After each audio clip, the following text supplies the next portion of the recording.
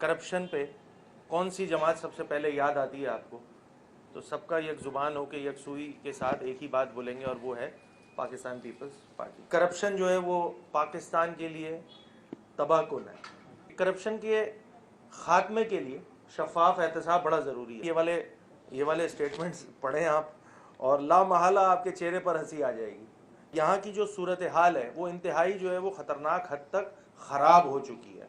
सूबे सिंध में करप्शन को बाकायदा सनत का दर्जा दे दिया गया है। पूरे पाकिस्तान में अगर ये एंटी करप्शन का लफ्ज़ सामने आए और एक आम आदमी से अपना माइक उठाएं, आप उनसे पूछें कि करप्शन पे कौन सी जमात सबसे पहले याद आती है आपको, तो सबका एक ज़ुबान हो के एक सुई के साथ एक ही बात बोलेंगे और वो है पाकिस्तान पीपल्स पार्टी। अच्छा, ये बात मैं क्यों कह रहा हूँ? इसकी बहुत सारी वजूहात हैं जो मैं यकीनन आगे जाके आपको एक्सप्लेन करूँगा।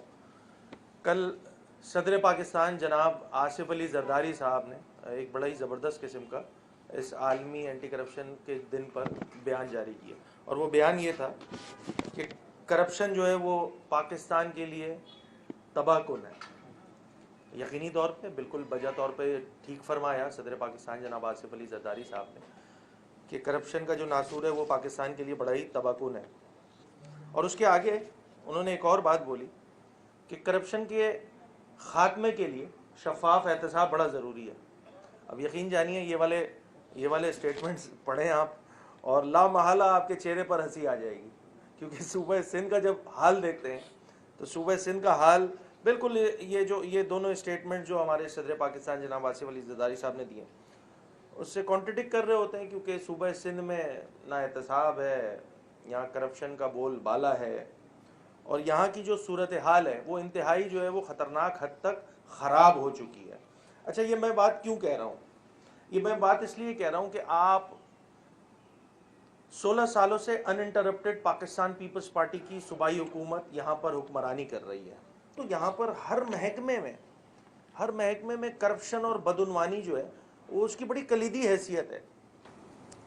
कोई सा महकमा उठा के देख लें, यहाँ पर सूबे सिंध में करप्शन को बाकायदा सनत का दर्जा दे दिया गया है। और मैं तो कहता हूँ इसको ऑफिशियली नोटिफाई भी कर देना चाहिए कि भाई यहाँ पर हम करप्शन करते हैं और इसको जो है ऑफिशियली हम नोटिफाई भी कर रहे हैं, क्योंकि नोटिफाई किए बगैर भी अल्हम्दुलिल्लाह ये वाला जो काम है वो तवातुर के साथ 16 साल से अनइंटरप्टेड जारी और सारी है।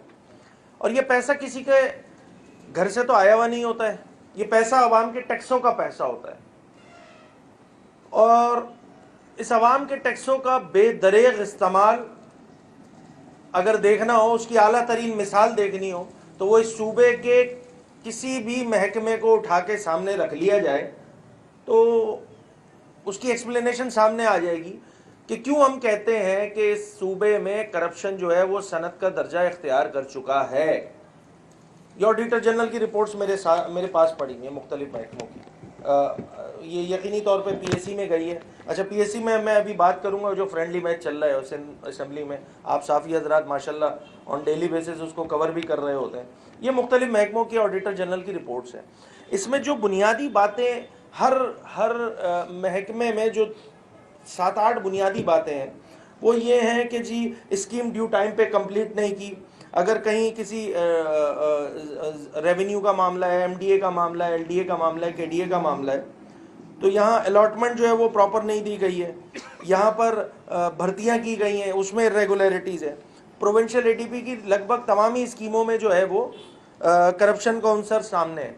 यहाँ पे ऐसे गुर्बत मुकाओ प्रोग्राम कुछ इस टाइप का करके सिंध हुकूमत ने जारी किया था, मिटाओ या मुकाओ, तो उसमें किस अंदाज से पेमेंट की गई है ये सारी रिपोर्ट्स में मौजूद है। अच्छा, अगर ये रिपोर्ट्स देखें, ये एमक्यूएम की बनाई हुई रिपोर्ट्स नहीं है और मुझे याद है जब भी ऑडिटर जनरल की रिपोर्ट की बात होती है तो वज़ीर आला साहब बड़ा क्लेम करते हैं कि जी 1960 और 1970 के भी जो है वो ऑडिट पे यहाँ पे जो ये चीज़ें पड़ी हुई हैं तो वो सब उठा के मिला दिया जाता है और हम पे बोझ डाल दिया जाता है। नहीं जनाब, ये 20 और 21 की आपकी रेगुलरिटीज़ हैं जो इसमें आया की गई हैं।